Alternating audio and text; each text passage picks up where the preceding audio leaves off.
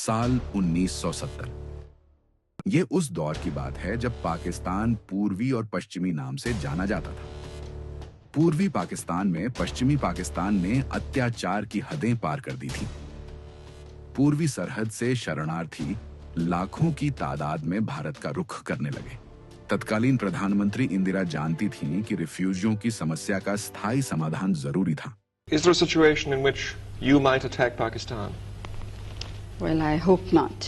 But of course we can't endanger our security in any way. शरणार्थियों की समस्या गंभीर थी। इंदिरा जानती थीं हालात युद्ध की तरफ बढ़ रहे हैं। उन्होंने सेनाध्यक्ष जनरल सैम मानेकशॉ से मुलाकात की। उधर पूर्वी पाकिस्तान की बागडोर जनरल नियाजी के हाथ में थी। पाकिस्तान ने 3 दिसंबर 1971 को भारत की पश्चिमी सरहद पर हमला बोल दिया।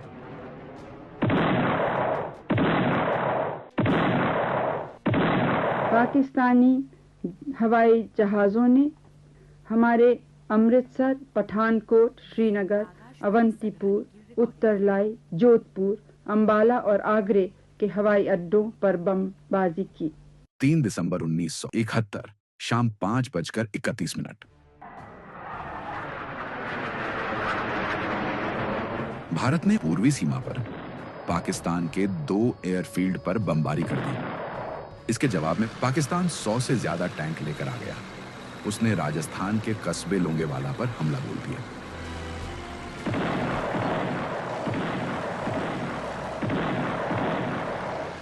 लोंगेवाला में 23 पंजाब की एक कंपनी के 120 सैनिकों ने रात भर 2000 पाकिस्तानी सैनिकों और टैंकों को रोके रखा।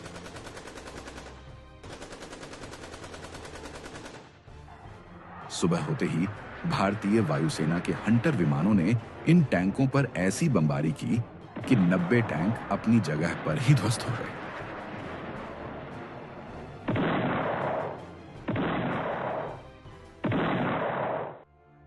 उधर ईस्ट पाकिस्तान में भारतीय फौज अलग अलग दिशाओं से आगे बढ़ रही थी।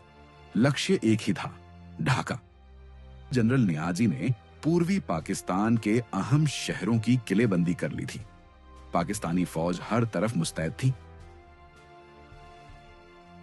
इधर हिंदुस्तान में इंदिरा युद्ध पर करीबी नजर बनाए हुए थी। इंदिरा फौज को काम करने की आजादी देती थी। सेना प्रमुख के तौर पर जनरल सैम मानेकशॉ मौजूद थे। पूर्वी पाकिस्तान में भारतीय सेना को लगातार कामयाबी मिल रही थी। हिली बोगरा की लड़ाई भारत जीत चुका था। पश्चिमी मोर्चे पर बसंतर की लड़ाई भी भारत जीत गया था।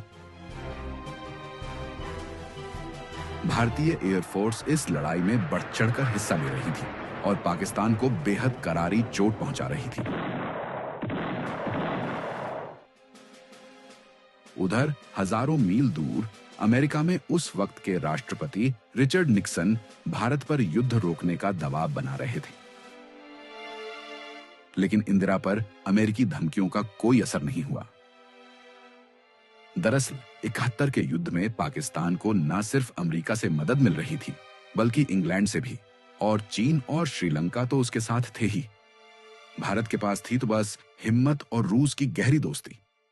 रूस के एंटी शिप P-15 मिसाइल के इस्तेमाल से भारतीय नौसेना ने 10 पाकिस्तानी युद्धपोत को नष्ट कर दिया। भारतीय डिस्ट्रॉयर INS राजपूत ने पाकिस्तानी सबमरीन को डुबो दिया। पाकिस्तानी नौसेना अब लड़ने की स्थिति में नहीं थी।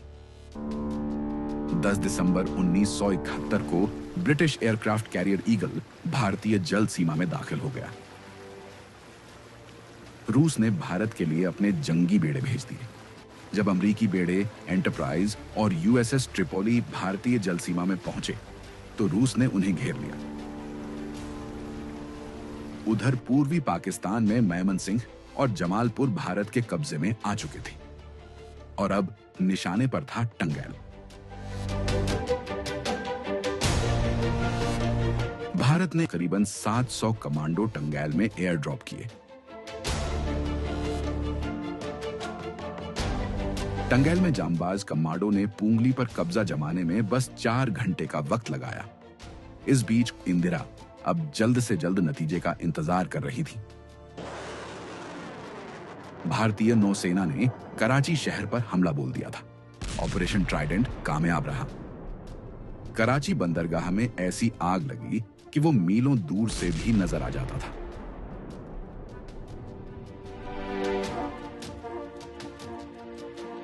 इस बीच हिंदुस्तानी फौज ढाका को घेर चुकी थी। 14 दिसंबर 1971 government house Dhaka. East Pakistan के गवर्नर डॉक्टर मलिक उस दिन सूबे के तमाम आला अधिकारियों के साथ एक आपात बैठक कर रहे थे।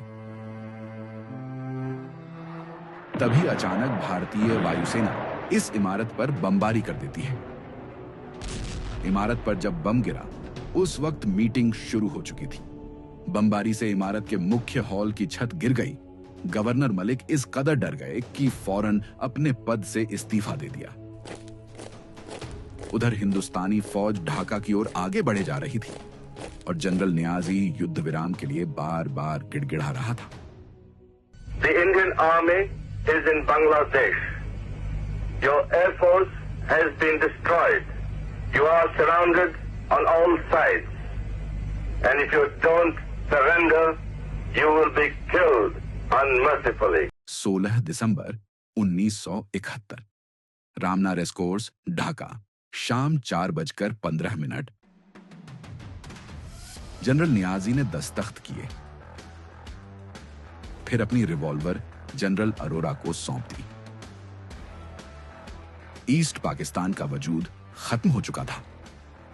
17 दिसंबर 1971 को एक नए देश का जन्म हुआ, बांग्लादेश। कुल 93,000 पाकिस्तानियों को युद्धबंदी बनाया गया। युद्ध जीतने के बावजूद भारत ने बांग्लादेश में अपना झंडा तक नहीं गाड़ा।